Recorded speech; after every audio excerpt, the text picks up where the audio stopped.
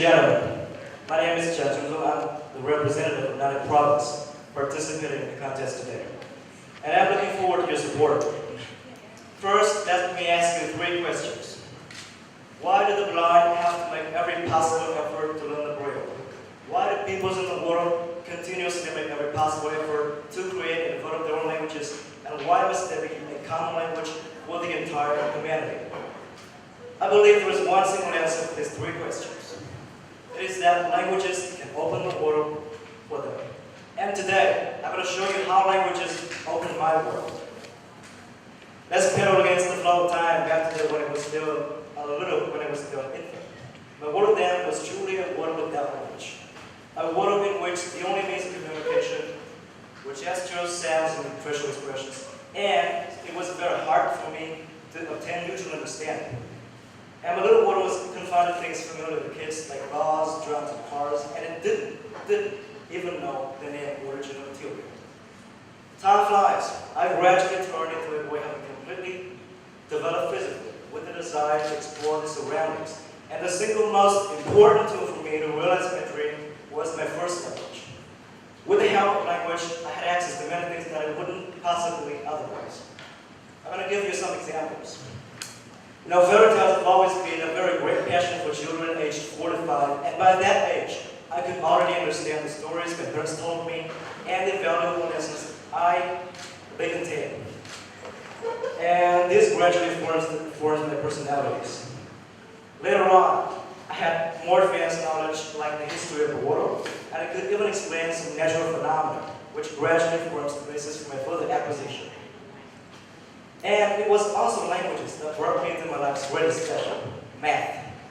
I've always wanted to explore the large, the vast ocean of math knowledge in different countries.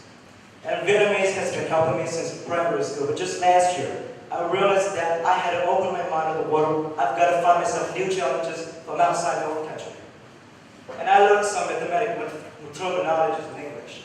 And download mathematical materials from developed nations like the United States of America, France, and Russia for reference. And I've made some awesome findings that I believe I wouldn't possibly make with inner materials. And with English for math, I had the very first chance to participate in a national competition. The Hanoi Open Mathematics Competition, solving math problems in English. And I had a chance to compete with students all over the country, a chance to exchange ideas with some of the famous professors in Vietnam. It was very great. And during that process, I found myself fascinated by another passion, English. Now, a new language is a new life, and English has really brought me a new world with new cultures. I have 2 experiences in enjoying books and films in the original forms, and this bears a significance because you may misunderstand the contents after translation, because of the difference between culture, language, and so on. But more importantly, languages enlarges my world by enlarging my friend circle. I still remember when I was still a little kid, when I didn't have the teeniest bit of English. My whole world would be crammed into a small box I imagined, because I knew no one and nothing other than was my own village. But since I mastered English, going nationwide to participate in exams, I've made a lot of friends, both Vietnamese and foreign friends. And I believe with English on my sleeve, I will have better job opportunity and my prospect of traveling the world will be brighter. So you see, all the changes in my life, from infancy to now, and right now, as a representative of the whole province to participate in such a prestigious competition, is a hard testimony of language's ability to open the world for people, and for me in particular. I will therefore try to improve my language capability, and in the end, I want to tell you the motto I like best. The best time to learn a language was 20 years ago, and the second best time is right now. Thank you for listening to me. Thank you. Which province did you represent? Nanyang Province. And so, talking about your passion for mathematics, could you share with me or with us here what, in your opinion, is the most exciting things going on in mathematics these days? So, you mean? What's Okay, could you share with us what's the most exciting development in mathematics? Oh, yeah. That's a very interesting question. Thank you for it. Like I said, I have a passion for math, a very strong passion. And when I didn't have access to foreign materials, I had certain knowledge about math, some very advanced knowledge. But after I had access to foreign materials, I realized that all the knowledge I had before was nothing compared to what I was going to get access to.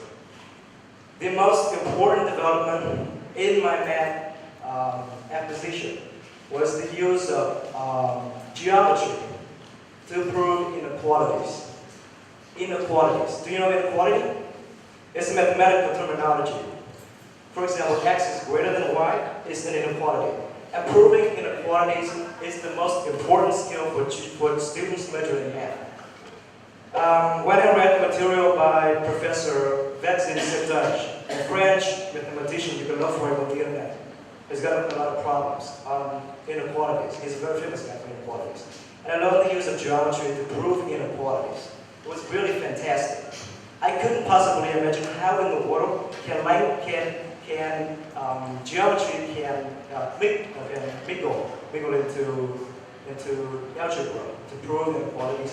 The use of some geometrical methods to improve inequalities was fantastic. And I believe that that was one of the greatest success in my math acquisition. Yeah, so combining language and math, that's very interesting.